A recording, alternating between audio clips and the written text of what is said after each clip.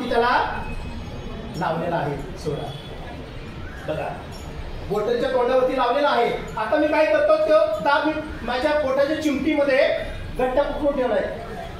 आता तो दाब त्याच्यावरती कार्य करत नाही, आता कार्य करत नाही। जेव्हा मी हात सोडेल तेव्हा तो कार्य करेल। काय कार्य करल ते बघूया आपण। सर्वांचं लक्ष, काय कार्य करत तो पाहायचं। विद्यार्थ्यांना फार महत्वाचं आहे दाब शिकवताना असं साधं सोपं। किती खर्च आहे प्रयोगाला?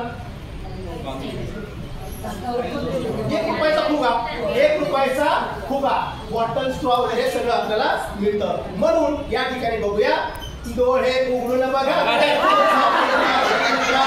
जे घडते ते असेच का हे उलगडण्याला शिका, जे दिसते ते असेच का हे उलगडण्याला शिका। डोळे उघडून बघा गड्यांनो, झापडला होऊ नका। डोळे उघडून बघा गड्यांनो, झापडला होऊ नका।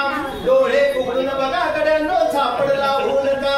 डोळे उघडून बघा गड्यांनो, झापडला होऊ नका। अशा पद्धतीने बघा, आता हवा पण बाहेर आली। जेव्हा त्या पाण्याच्या स्ट्रॉला पाणी कमी पडलं तेव्हा त्याने काय केलं, हवाच बाहेर फेकली। म्हणजे अशा पद्धतीने दाब जेव्हा पडला पाण्यावर तेव्हा त्या ठिकाणी काय झालं, पाणी बाहेर आलं। मग असं एखादं उदाहरण आपल्याकडे आहे।